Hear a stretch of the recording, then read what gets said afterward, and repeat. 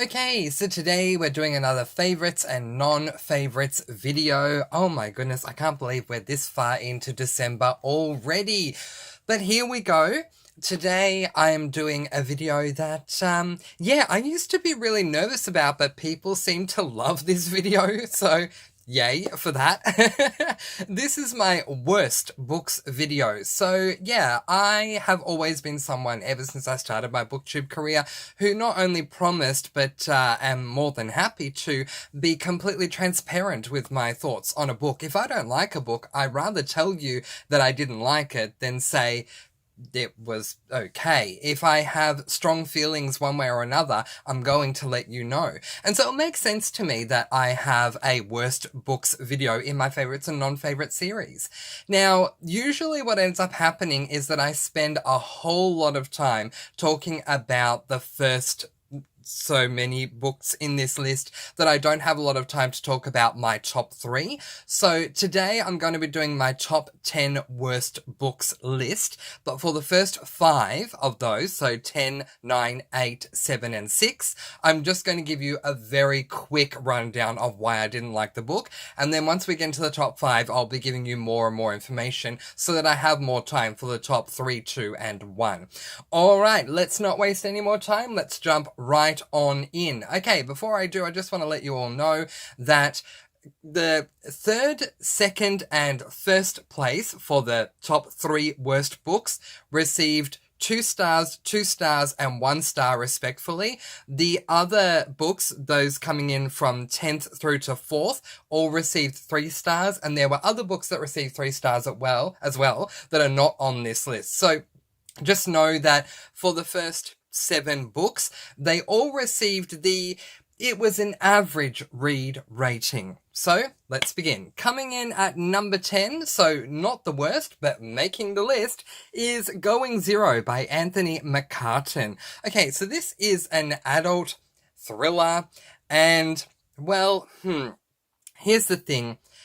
The premise of this book, in basic terms, is that we have a team, like a kind of CIA team, I guess, if you will, who are going to be playing this game with just standard citizens, and these standard citizens need to go zero. They need to turn off all devices, become untrackable, and yeah, if they can last through the duration of however long the game goes for, then they will win a cash prize. But if the CIA team find everyone, then they will be getting this bonus amount of money that's going to allow them to do a certain thing. I don't honestly remember what it was, but the premise had me incredibly excited.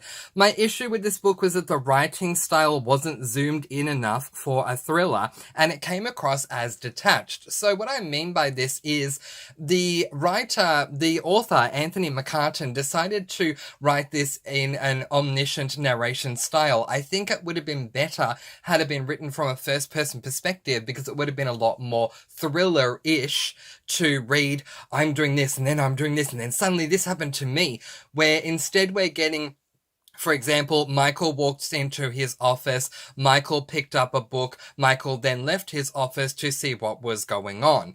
And it just appeared a lot more detached to me than I would have wanted, so that's why I gave it 3 stars. Coming in at number 9 is The Getaway by Lamar Giles. Okay, so first thing that I want to say about this book is that if you look at the cover, it looks like a horror. And according to Goodreads, it is a horror. Lo and behold, it was disappointing as a horror, and then I found out it's actually not a horror, it's a dystopian.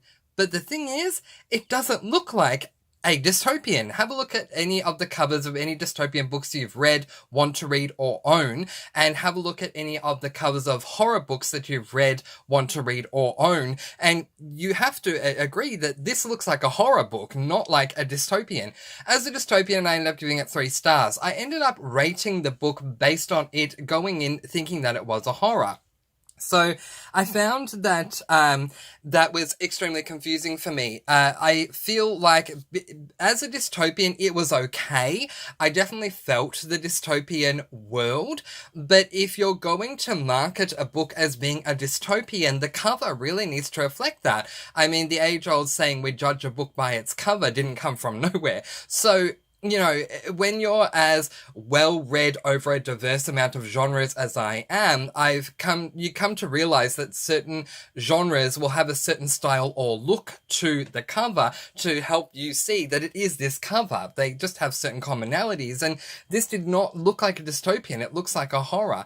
Based on it being a horror, it just wasn't a good horror in my opinion. There were some horrific elements to the book, but honestly, they were few and far between, and that didn't work for me. Also, the beginning, the first half, the entirety of the first half was extremely confusing for me, and because it was confusing for me, I was very distracted while reading the book, so that's why it came in at number 9. Coming in at number 8 is The Couple Next Door by Shari LaPena. This is also this is a thriller, and sorry, last book was dystopian. This one is a thriller, an adult thriller that I gave 3 stars to. And my biggest issue with this book was the whole premise of the mystery within the thriller. So anytime we have a thriller book, there is going to be some sort of a mystery that needs to be solved. Sometimes the mystery is obvious, sometimes it's not. What gets to me anytime I read a mystery, a cozy mystery or a thriller, is when the mystery itself could have been avoided if the protagonist didn't make, I'm sorry to use the word, idiotic decisions. And yeah, I really don't want to use that word, but that's what I felt happened here. We have a mum, a dad, and their newborn baby that live in this house. The mum and the dad have called a babysitter to look after this baby so they can go to a party next door. The babysitter cancels. The mum and dad then go, "It's all right, we'll just leave the baby at home in its crib. It will be fine on its own. Let's go to this party." Then they come home and find that, look at this, baby is gone. I mean, what did you think was going to happen?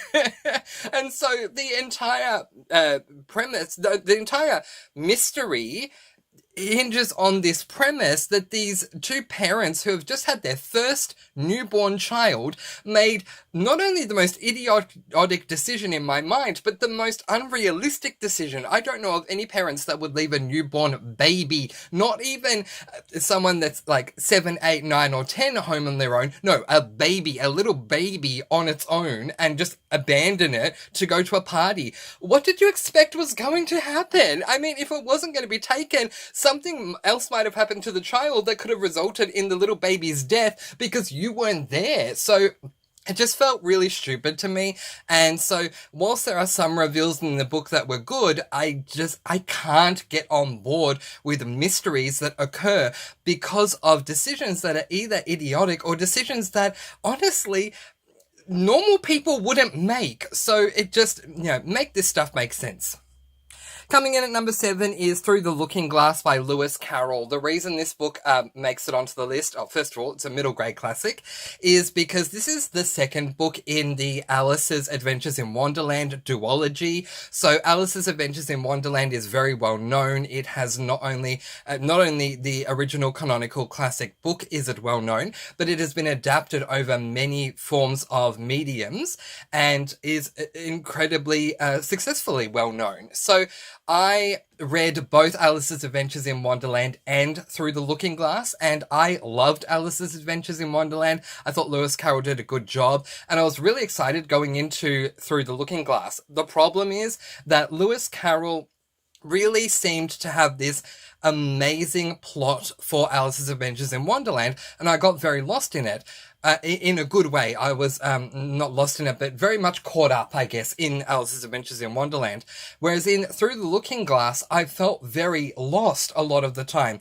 The basic premise being that Alice goes through a looking glass, which is the old-fashioned term for the word that we now know as mirror. She goes through a mirror into this alternate world where she plays a real-life chess game that was really hard to keep track of the chess game anyway. And the people she came across, they just didn't hold, or the beings, I guess, she came across really didn't hold any interest for me, whereas all the beings she came across in the first book really intrigued me, so it very much let me down. It was a comparative thing. I gave this one 3 stars, I gave the original 5 stars, and that's why it's on this list. Coming in at number 6 is Always and Forever, Lara Jean by Jenny Han. This is the final book in the To All the Boys I Loved Before trilogy, and honestly from the jump I just disliked it. I gave book 2 a very high rating, but this one jumps in with a premise that has no opportunity for a follow-up. Lara Jean, so this is a YA romance trilogy. It's the final book in that trilogy. As I say, I loved book number 2. We jump into book number 3, and Lara Jean is discussing college or university, depending upon where you are in the world and what you call it. And I don't quite understand how this is the very first thing that comes up in chapter 1. We're discussing college/university, but we have no opportunity to follow her to college or university. The remainder of the book is all about Lara Jean making decisions, choices, things she needs to go through based on what's going to happen in her future, a future that we can't follow her towards. I just didn't understand it because in book 1 and in book 2, it was very much about the present, what was going on in the present. Sure, I can't deny the fact that making those choices is done in the present. She makes the choices and the decisions in the present. But the thing is, we're talking about overall a future thing that's going to happen. And there's only 3 books in the series. This is the last book. Why are we talking about something that we have no hope in following?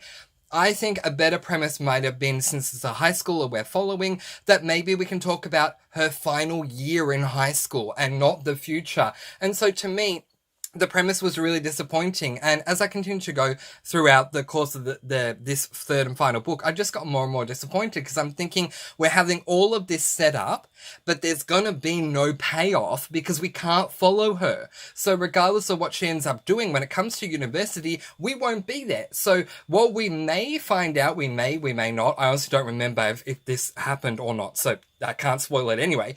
But whether or not we end up finding out Lara Jean's decision on where she's going to go, what she's going to do, we can't follow her to that decision she's made to see how it worked out for her. So I feel like the premise set us up for a disappointment anyway. Yeah, just really, really disappointing, and that's why it came in at number 6. All right. Now let's go into a little more detail for books number 5 and 4, and then a lot more detail for 3, 2, and 1. Coming in at number 5, we have My Only Sunshine by M.J. Fleming. Okay, so we're at the halfway mark.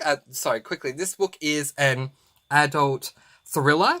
Okay, so now that we're at the halfway mark, I might get a bit more emotional. This is what I normally do. I've been very neutral to this point, so forgive me if you haven't seen my worst books before. If you have, you know what you're in for. As I say, I'm a transparent person. If I don't like something, you're gonna know about it, and I much rather passionately tell you about a book I didn't like in as much detail as I can, because if you disagree with if you like something that I don't like, it may still motivate you to pick up a book. And if you agree with me and you don't like the thing that I don't like, then it will help you to not pick up that book and not waste your time on it. So here we go. The emotions are going to start coming in. Let's go. My Only Sunshine by M.J. Fleming. This is a case of a contemporary in thriller clothing. Okay, one thing I can't stand when it comes to thrillers, I am very nitpicky when it comes to my ratings for thrillers. And that is a thriller that cannot live up to the description of what a thriller is. The whole purpose of a thriller, the whole reason a thriller is called a thriller is so that it is a book that you know that you're going to read and it is going to thrill you. Otherwise, why is it called a thriller? To give a more detailed explanation, a thriller is written with the sole purpose to have the reader on the edge of their seat all the way through the book. If you can't manage to do that, don't call your book a thriller. Call it something else. Call it a contemporary with hard-hitting topics. Call it a romance. Call it a mystery. Don't call it a thriller. I have to be honest, at least 70% of the thrillers that I've read have absolutely disappointed me because they're not thrillers, and yet for some reason they're marketed as thrillers. And yet, had they been marketed as a mystery, I might have enjoyed it a lot more, because here I am going into each of these 70% of these books thinking I'm going to be on the edge of my seat all the way through, and I get a quarter of the way through thinking I'm not on the edge of my seat, halfway through thinking how am I still not on the edge of my seat, 3/4 of the way through thinking when am I going to be on the edge of my seat, get to the end and think, this was not even a thriller. Why did you market it as a thriller? And of course that disappoints me. With this particular book, we follow a girl who is going through a lot of trauma because when she was younger, she was kidnapped and went through a lot of different things thanks to her abductor. And now she's back in the outside world. She's no longer kidnapped. She's back home, but she's still going through a lot of that trauma. Another child ends up getting taken, and this causes a lot more issues for the original child. And ultimately, the child wants to do everything she can to help the detectives find this person because she knows what it's like going through this. So she goes to a number of different counseling sessions, doing hypnotherapy to try and relive some of the moments of the things that she went through. And okay, there were some thrilling moments with that because we're re-experiencing through her those moments that she went through. So that's understandable. But the majority of the rest of the book just seemed to be like this situation of he could come around the corner at any moment, so look out because he might be there. But quite frankly, in my mind, I'm thinking, why would he be there when he's well aware that you're helping the detectives try and solve the case? So why would he come out in public when you're around other people? I'm not thrilled at all by this. This is not, it's not having me on the edge of my seat that this guy's just going to jump around the corner and catch you, because I don't think he has the opportunity to do that. The ending I thought would thrill me, and it didn't. It was a massive letdown. I ended up giving it 3 stars because I thought the book was an okay book. I just think as a thriller, it just did not serve its purpose at all. So while I'm at this point, let me quickly pause to add, please let me know in the comment section below. Have you read a thriller that you did not find thrilling? Let me know what it was. Save us all the time for jumping into a thriller that isn't thrilling. I have many that I could list with you in its own standalone video. Let's move forward. The next book coming in at number 4, and just missing out on a medal, is Death of a Chocoholic by Lee and Hollis. Now, you probably wouldn't think, if you followed me throughout the course of this year, that I was going to put a Hayley Powell food and cocktail mystery series book on this list, but this book absolutely let me down. Not only did it let me down to the point of whether or not I was going to continue on with the series, and I banked it all on book number 5 being a good book. Fortunately, it was, and so I kept going. But I know a number of people that stopped reading the Hayley Powell Food and Cocktail Mystery series because of book 4. So it's absolutely a disappointing book, and, you know, it certainly has readers walking that fine line between, do we forgive this book because it's just one book out of the 4 we've read so far and there's many more to come, or do we stop now? And I know people who are in both baskets on this one. I ended up keeping on going with the series, and I'm glad I did, but I can see why people dropped out after this book. The problem is that this book is book 4 in a cozy mystery series. It's an adult cozy mystery.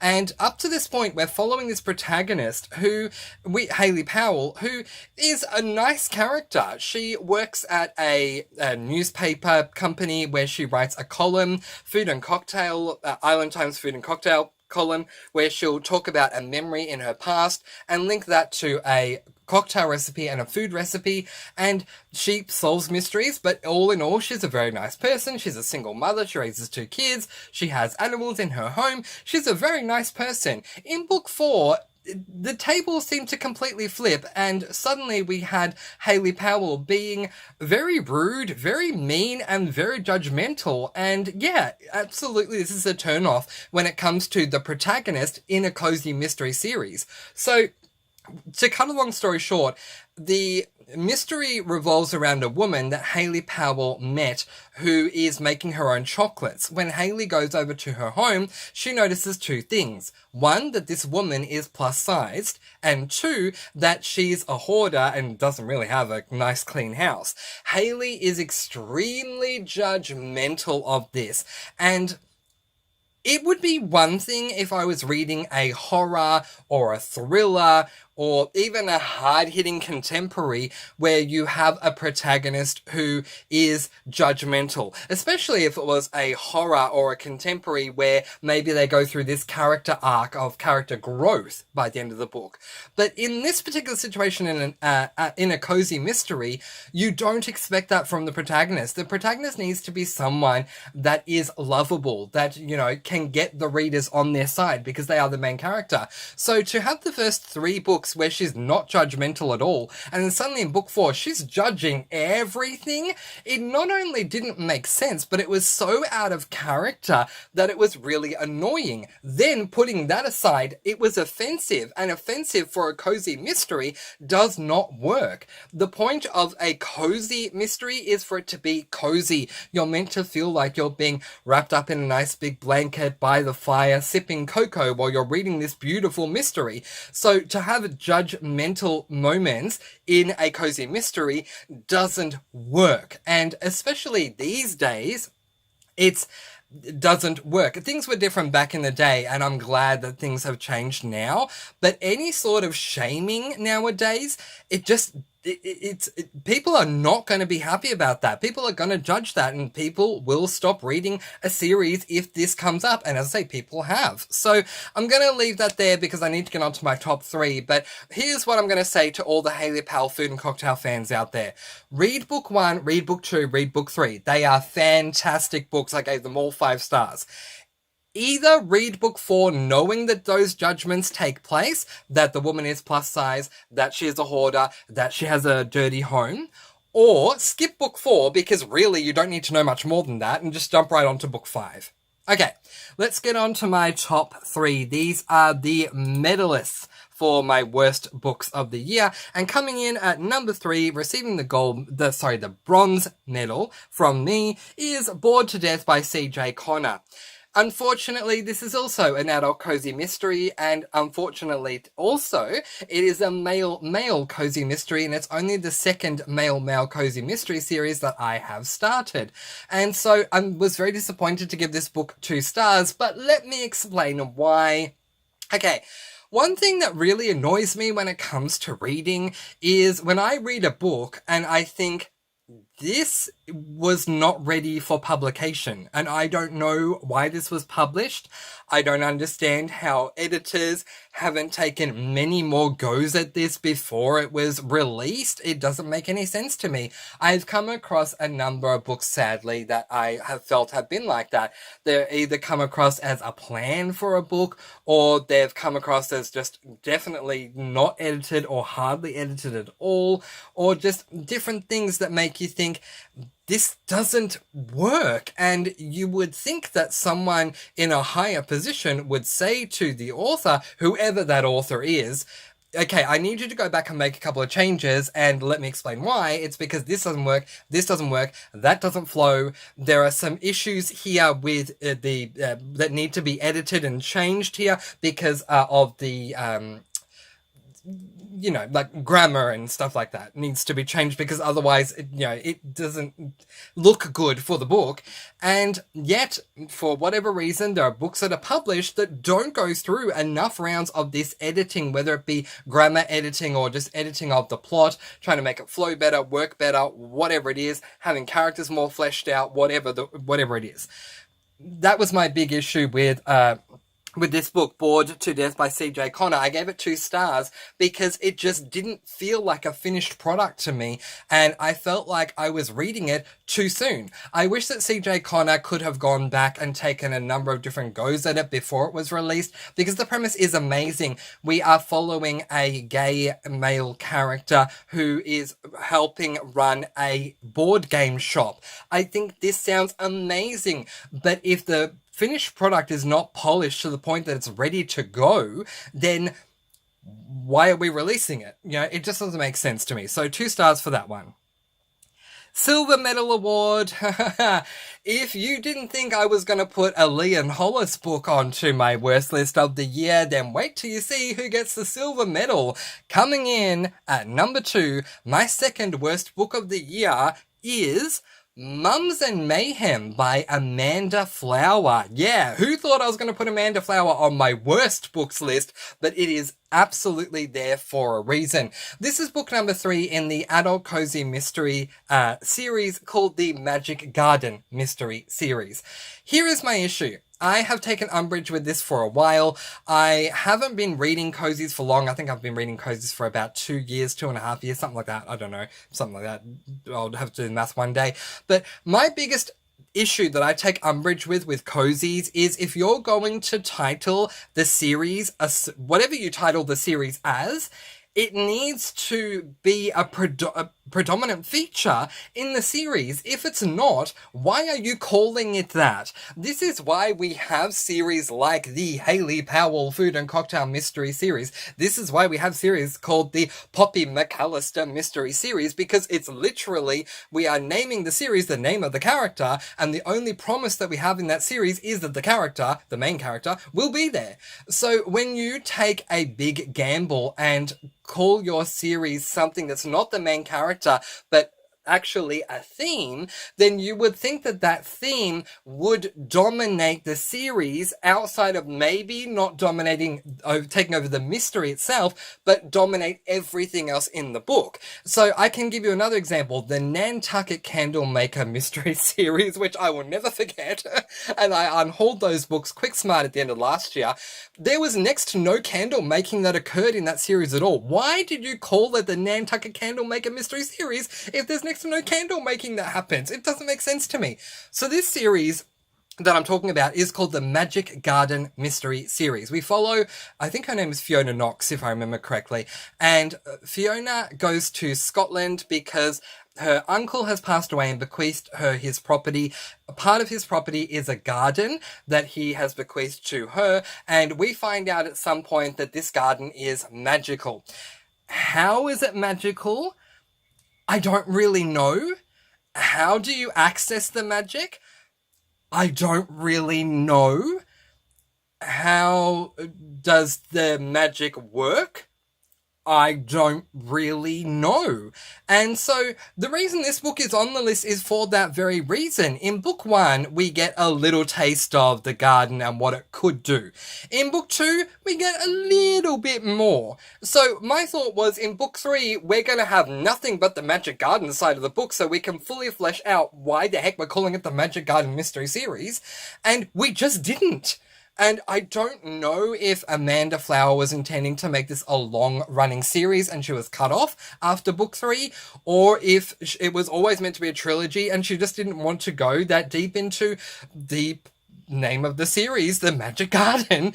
But I left this series so disappointed because I wanted to learn more about what the series is called, The Magic Garden, and we just didn't. So I love Amanda Flower. I have a shelf dedicated to just Amanda Flower books, but this book in particular let me down because there are questions that are still unanswered by the end of the series, and that annoys me.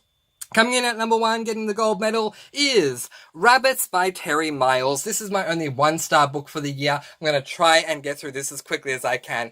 Okay, so this is a book that has the promise of a thriller involving a game. I love games in my thrillers. I love games in my horrors. If I look at films like Saw, if I look at films like Cube, if I look at films like Circle, I love games in my thrillers and my horrors because I once upon a time wanted to study anthropology, the study of human nature, because I love seeing what humans do when they're put in certain situations. So even though it's fictionalized, I love the idea of reading thrillers that involve games so we can see what the players are going to do when they're put in a certain situation. The problem is this is a false premise. It is false advertising, and nothing annoys me more than false advertising.